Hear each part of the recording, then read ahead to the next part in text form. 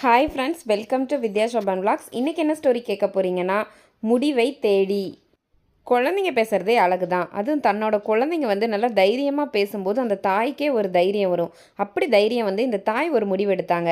என்னதான் முடிவெடுத்தாங்க கேட்கலாமா? பாத்திரங்கள் கடபுடவென்று உருள அஞ்சலையை இழுத்து போட்டு அடித்து காட்டு கத்தலில் கத்தினான் சொக்கன். 10 வயது பெண்ணான ராசாத்தி தன் 2 தங்கைகளையும் தன்னோடு சேர்த்து அணைத்து அப்பனுக்கு பயந்து குடிசை திண்ணையில் ஒடுங்கி உட்கார்ந்திருந்தாள். பொட்ட பிள்ளைகளா பெத்து வச்சுக்கிட்டு வாயா பேசுகிற? இதை பாரு, வேலைக்கு போய் நல்லா தானே சம்பாதிக்கிற. காசு கேட்டா வாயை மூடிக்கிட்டு கொடுக்கறத விட்டுட்டு திமிருத்தனமாக பேசுகிற. கீழே விழுந்தவளை காலில் எட்டி உதைத்தான். நான் கஷ்டப்பட்டு காட்டிலையும் மேட்லையும் போய் சம்பாதிக்கிறத இப்படி குடிச்சு அடிக்க கேட்குறியே? இந்த பிள்ளைங்களுக்கு ஒரு நல்ல துணி எடுத்து கொடுக்க கூட முடியலை. ஏதோ வயிற்றுக்கு கஞ்சி ஊத்துறேன், நீ குடும்பத்தை கவனிக்காமல் இன்னொருத்தியை வச்சு கூத்தடிச்சுக்கிட்டு 4 நாளைக்கு ஒருக்க என்னை இப்படி நாயடி பேயடி அடிக்கிறியே? நீ எல்லாம் மனுஷனா? நான் ஆம்பளடி, அப்படி தான் இருப்பேன். அதை கேட்க நீ யாரு? அழுது வடிகிற உன் மூஞ்சிய எவன் பார்ப்பான்? நீ எல்லாம் இந்த உலகத்தில் வாழ்ந்து என்ன பிரயோசனம்? பேசாமல் நீ பெற்று வச்சிருக்கியே பொட்டை கழுதைங்க, அதுங்களை கூட்டிட்டு ஆற்றுலையோ குளத்துலையோ விழுந்து சாவு. அடுத்த தடவை வரும்போது இங்கேயே இருக்காத, ஓடி போயிடு தர்திரம். கோபமாக வெளியேறும் அவனை பார்த்து பயந்தில் நடுங்கியவாறு ராசாத்தியும் குழந்தைகளும் உட்கார்ந்திருந்தன. 2 நாட்களாக அஞ்சலைக்கு மனதே சரியில்லை. சை, என்ன வாழ்க்கை! இவனிடம் அடி உதப்பட்டு ஒரு மனுஷியாகவே அவளை மதிக்கவில்லை. பக்கத்து டவுனில் யாரோ ஒருத்தியை கூட்டி குடும்பம் நடத்தி கொண்டிருக்கிறான். அப்பனும் மாத்தாலும் வயசானவர்கள். பாரவண்டி இழுத்து வயித்தை கழுவும் அப்பனிடம் அவள் எதை எதிர்பார்க்க முடியும்? சின்னதாக 3 பெண் குழந்தைகளை எப்படி கரையேற்றப் போகிறாள்? மனது வலித்தது. அவன் சொன்னது போல் வாழ்ந்து என்ன பிரயோசனம்? இப்படி அடை உதைப்பட்டு நாயிலும் கேவலமாக வாழ்வதை விட உயிரை மாய்த்து கொள்வது எவ்வளவோ மேல். அந்த எண்ணம் அடிமனதில் தோன்ற இதுதான் காரணம். ஒரே முடிவு. அவள் மனது தீர்க்கமாக சொன்னது. 3 பேரையும் அழைத்து கொண்டு ஊர்க்கடைசியில் உள்ள கிணற்றில் தள்ளிவிட்டு தானும் குதித்து உயிரை விடுவதே ஒரே வழி. அடுத்த கணம் மனதை இரும்பாக்கி கொண்டு எழுந்தாள். அடுப்பில் உலை கொதித்து கொண்டிருந்தது. திண்ணையில் ராசாத்தி தங்கைகளுடன் உட்கார்ந்து வீட்டுப்பாடம் எழுதி கொண்டிருந்தாள். ராசாத்தி, ராசாத்தி, என்ன ஆத்தா கூப்பிட்டியா? இந்தா காசு, நாயர் கடையில் போய் 2 பாக்கெட் துண்டு கருவாடு வாங்கிட்டு வா. ஐ, ராத்திரி சோத்துக்கு கருவாடு பொரிக்க போறியா ஆத்தா? ஆமாம், ரசம் சோறும் கருவாடு வறுவலும் உங்களுக்கு பிடிச்ச வெஞ்சினம். சீக்கிரம் வாங்கிட்டு ஓடியா பார்ப்போம். சிட்டாக ஓடினாள் ராசாத்தி. மணக்க மணக்க கருவாடு பொரித்து மிளகு ரசம் வைத்து ஆவலாக சாப்பிடும் குழந்தைகளை கண்களில் நீர்மல்க பார்த்தாள் அஞ்சலை. எல்லாரும் கிளம்புங்க, ஆயாவை பார்க்க ஊருக்கு போகிறோம். என்ன ஆத்தா, நெசமாதான் சொல்றியா?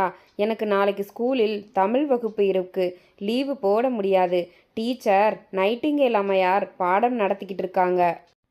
இன்னைக்கு பாதி தான் முடிஞ்சது, மீதி பாடம் நாளைக்கு நடத்துவாங்க. நான் போகணும் ஆத்தா. ஆத்தா, எனக்கு நாளைக்கு கணக்கு பரீட்சை, நானும் போகணும். அடுத்தவள் சொல்ல, இங்கே பாருங்க, ஒரு நாளைக்கு ஸ்கூலுக்கு போகாட்டி பரவாயில்ல, ஆயாவுக்கு உடம்பு சரியில்லையாம், பார்த்துட்டு வரலாம். பொழுது சாய்ந்து விட்டது. ஆள் நடமாட்டம் குறைய கதவை பூட்டி குழந்தைகளுடன் தெருவில் இறங்கி நடந்தாள் அஞ்சலை. ராசாத்தி தங்கைகளை அழைத்து கொண்டு முன்னால் நடக்க ஆரம்பித்தாள். அக்கா, நான் கணக்கு நல்லா போடுறதா டீச்சர் சொன்னாங்க. நானும் படித்து டீச்சராக தான் வருவேன். ஆத்தாவுக்கு பிடிச்ச மாதிரி நல்ல பெண்ணாக நடந்துக்குவேன். எனக்கு அப்பனை பிடிக்காது, ஆத்தாவை தான் பிடிக்கும். நான் பெரியவளாகி ஆத்தாவை நல்லா பார்த்துக்குவேன். நான் படித்து பெரிய ஆஃபீஸராக வருவேன். இப்படி ஆத்தாவை நடக்க விடாமல் காரில் தான் கூட்டிகிட்டு போவேன். சின்னவள் சொல்ல, நான் மட்டும் என்ன, ஆத்தாவை என் கண்ணுக்குள்ளே வச்சு காப்பாற்றுவேன். நைட்டிங்கேல் அம்மையார் போல கஷ்டப்படுற நோயாளிகளுக்கு உதவுவேன். இந்த இளம் பிஞ்சுகளுக்குள் இவ்வளவு கனவுகளா? மனம் நெகிழ்ந்தாள் அஞ்சலை. என்ன காரியம் செய்ய துணிந்தேன்? பொட்ட பிள்ளைங்கன்னு தூற்றினவன் முன்னாடி இந்த பிள்ளைங்களை நல்ல விதமாக உருவாக்கி வாழ்ந்து காட்டுவேன். எனக்கு கடைசி வரை என் பொண்ணுங்க துணையாக இருப்பாங்க. எனக்கு அது போதும். இவர்களுக்காக நான் வாழ்வேன். இனி அந்த குடிகாரன் அடிக்க வந்தால் எதிர்த்து நிற்பேன். தேவையில்லாமல் என்னை அடித்து கலாட்டா பண்ணினான். நான் இருக்கும்போதே இன்னொருத்தியை வச்சு குடும்பம் நடத்தி என்னை கொடுமைப்படுத்துறதா போலீஸ் ஸ்டேஷனில் புகார் கொடுப்பேன்னு சொல்வேன். பிள்ளைங்களுக்கு அப்பனாக வந்துட்டு போகிறதா இருந்தா வா, இல்லாட்டி இந்த பக்கம் வராதன்னு கண்டிச்சு பேசுவேன். மனதின் எண்ணங்கள் நம்பிக்கையை தோற்றுவிக்க தூரத்தில் தெரியும் கேணியை பார்த்தாள். கண்ணுங்களா, வாங்க வீட்டுக்கு போகலாம். முன்னால் நடந்தவர்கள் புரியாமல் திரும்பி ஆத்தாவை பார்த்தனர். ஸ்கூலில் பாடம் நடத்துவாங்க, பரீட்சைன்னு சொன்னீங்க இல்லையா? வாங்க வீட்டுக்கு போவோம். ஞாயிற்றுக்கிழமை ஆயாவை போய் பார்த்துட்டு வருவோம்.